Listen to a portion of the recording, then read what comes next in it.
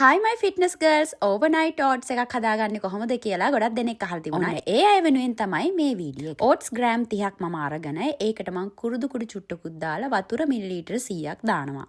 ඊට පස්සේ ඒක හොඳට මේ විදියට කලවම් කරලා මම ඒකට Greek yogurt ග්‍රෑම් 150ක් එකතු කරගන්නවා. ඉතින් විශේෂයෙන්ම කියන්න ඕනේ මං හදන විදියට තමයි මම මේ ඔයාලට පෙන්නන්නේ මගේ පහසු ක්‍රමයට. ඔයගලන්ට මේකට කිරි උනත් එකතු කරලා හදාගන්න පුළුවන් Greek yogurt නැත්තම්. මේකට මම maple syrup තේ හැන්දක් මේ විදියට එකතු කරගන්නවා. ඔයාලට මේකට මීපැණි තේ හැන්දක් උනත් භාවිතා කරන්න පුළුවන්.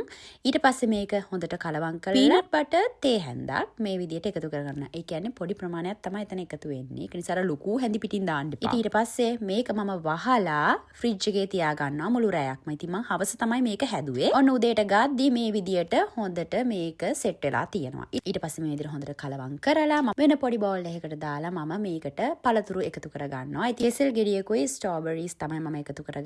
ඔයාලට පහසුවෙන් හොයාගන්න පුළුවන් පළතුරක් එකතු කරගන්න. ඔයගලන්ට කෙසෙල් වැඩි වගේ තේරෙනවා නම් ඊට අමතරව ඔයාලට වෙනත් ආදේශකයක් එකතු කරගන්න පුළුවන්. කුරුදු කුඩු චුට්ටක් විතර මම මේ විදිහට ඉහගෙන මම හරිම ආසයි මේ විදිහට කුරුදු කුඩු චුට්ටක් ඉහගෙන ගන්න. උදේ ආහාරයට මේ වගේ ගත්තොත් දවල් ආහාරය ගන්නකම් අමතර බඩගිනියෙන්නෙත් නෑ. ඔයාලට හොඳ එනර්ජි එකක් තියෙනවා. කාර්ය බහුල ඔයාලා වෙනුවෙන්මයි මම මේ වගේ පහසුවෙන්ම හදාගන්න පුළුවන් හෙල්ති රෙසිපීස් ගේන්නේ. ඔයාලා හැමෝටම ගොඩක් ස්තුතියි මාව බැලුවට. බයි.